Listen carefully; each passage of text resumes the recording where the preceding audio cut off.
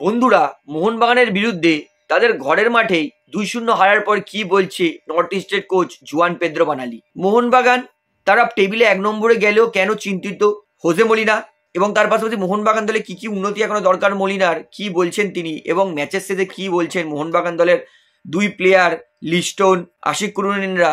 অর্থাৎ ভিডিওটা কিন্তু সমস্তটাই আপনাদেরকে জানাবো, তাই অনুরোধ করে রাখছি শেষ পর্যন্ত দেখবেন। এবং যারা চ্যানেল নতুন আছেন সবাইকে একটা অনুরোধ করে রাখবো, যেহেতু এখানে আপনারা খেলার সমস্ত রকম আপডেটস পেয়ে যাবেন, তারা অবশ্যই পাবলিক ভিউ কলকাতা চ্যানেলটিকে সাবস্ক্রাইব করে বেল আইকন প্রেস করে অল করে রাখবেন। তাহলে বন্ধুরা, সবার প্রথমে বলি হারা দলের কোচ অর্থাৎ জুয়ান পেদ্রো বানালি তিনি ম্যাচের পর কি বললেন। জুয়ান পেদ্রো বানালি তিনি কিন্তু post match press conference attend করেননি, তিনি ম্যাচের পর পোস্ট ম্যাচ প্রেজেন্টেশনে কি বলেছেন সেটা বলি। জুয়ান পেদ্রো বানালিকে যখন জিজ্ঞেস করা হয়, বানালি তুমি হাফ টাইমের পর তোমার দলকে কি বলেছিলে যে সেকেন্ড হাফের প্রথম 15 মিনিট তারা খুব ভালো অ্যাটাকিং ফুটবল খেলে এবং তারপরে তারা কোথায় ছন্দ হারিয়ে যায় বলে তোমার মনে হয়?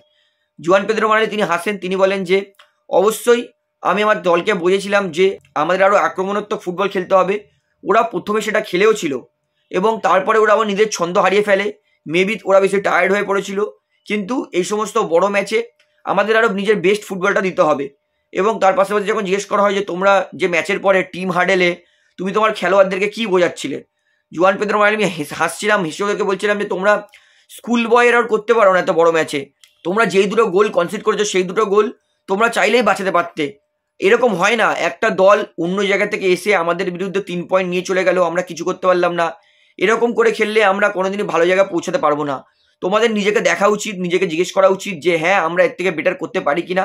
আমি বিশ্বাস যে তোমরা এর থেকে বেটার করতে পারো। এবং জুয়ান পেদ্রো বানালিকে যখন জিজ্ঞেস করা হয় তোমার জন্য কি ম্যাচটার ফেয়ার রেজাল্ট হয়েছে, জুয়ান পেদ্রো বানালি বলে যে না, আমার জন্য ম্যাচটা ইভেন্ট ছিল, মানে দুটো দলই সমান সমান খেলেছে। অর্থাৎ জুয়ান পেদ্রো বানালি বলতে চাইছে যে তার অনুযায়ী যে ম্যাচটা ড্র হলে সঠিক রেজাল্ট হতো। এটা জুয়ান পেদ্রো বানালি যেহেতু ইভেন্ট বলেছে থেকে বোঝাই যাচ্ছে যে ম্যাচটা সমান সমান হয়েছে। তো বন্ধুরা, এবারে শুনুন ম্যাচের পর কি বলছে Mohun Bagan coach Jose Molina. Jose মলিনাকে যখন জিজ্ঞেস করা হয় আপনার দল আরও একবার পয়েন্টস টেবিলে 1 নম্বরে পৌঁছে গেল, তো এবার কি আপনি খুশি? মলিনা তিনি বলেন যে হ্যাঁ, দলের খেলা যদি আজকে ধরি সেই অনুযায়ী আমি খুশি, তবে পয়েন্টস টেবিলে 1 নম্বরে যাওয়ার থেকেও গুরুত্বপূর্ণ আপনি পয়েন্টস টেবিলে 1 নম্বরে আছেন। আমরা পয়েন্টস টেবিলে 1 নম্বরে আছি, আবার 2 নম্বরে নেমে যাচ্ছি, আবার 1 নম্বরে থাকছি, কিন্তু আমাদেরকে কন্টিনিউয়াসলি পয়েন্টস টেবিলে 1 নম্বরে থাকতে হবে। এইটা প্রচণ্ড ভাইটাল লিগ, বড় লিগ, এইখানে হোম জয় অ্যাওয়ে জয় বলে কোনো কথা নেই। যদি তোমাকে লিগ চ্যাম্পিয়ন হতে হয় তাহলে তোমাকে হোম অ্যাওয়ে দুটো ম্যাচে কিন্তু জিততে হবে। তাই আমরা আমাদের সেরাটা দেওয়ার চেষ্টা করছি। দলে এখনো অনেক কাজ বাকি। দলের defence, attack, transition, set piece সমস্ত ডিপার্টমেন্টেই কাজ বাকি। যেদিনকারে আমি বুঝবো যে হ্যাঁ আমার দলে আর কোনো কাজ বাকি নেই, সেদিনকারে আমি জানিয়ে দেবো। আজকে মোহনবাগান দলের ডিফেন্স অতি গুরুত্বপূর্ণ প্লেয়ার সুভাশিস আর অ্যালবার্তো আজকে ছিল না। আপনি কিভাবে ডিফেন্সকে সামাল দিলেন এবং আজকের পারফরমেন্সের পর আপনি কি অ্যানালাইসিস করবেন? মলিনা তিনি বলেন যে এইবার আমার দলে কম্পিটিশন আরও বেড়ে গেল, এইবার সুভাশিস আর অ্যালবার্তোকে প্লেইং 11-এ আসতে গেলে আরও বেশি কঠোর পরিশ্রম করতে হবে। কারণ আমি এটাই চেয়েছিলাম, সিজনের শুরুতেই বলেছিলাম যে আমি 11 জনের দল চাই না, আমি 26 জনের দল চাই, 26টা প্লেয়ারকেই তৈরি রাখতে চাই। এবং আজকে আমার সমস্ত প্লেয়ার তৈরি ছিল বলেই এই ম্যাচে কিন্তু আমি গুরুত্বপূর্ণ প্লেয়ার ছাড়াও কিন্তু আমি সামাল দিতে পেরেছি। আশিক আর দীপেন্দুর প্রশংসা করেন তিনি বলেন যে ওরা যথেষ্ট ভালো প্লেয়ার, আমি প্রতিদিন ওদেরকে ট্রেনিংয়ে দেখি।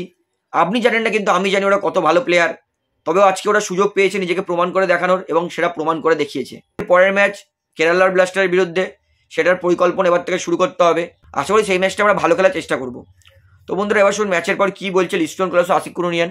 ম্যাচের পর আশিক কুরুনিয়ানকে যখন জিজ্ঞেস করা হয় যে দীর্ঘ 1 বছর পর তুমি প্লেইং গেমের সুযোগ পেয়েছো, কেমন লাগছে? আশিক কুরুনিয়ান তিনি বলছে যথেষ্ট ভালো লাগছে, নিজেকে আবার ফুটবল ফিরতে পেরে অনেক দিন মিস করছিলাম এই খেলাটাকে।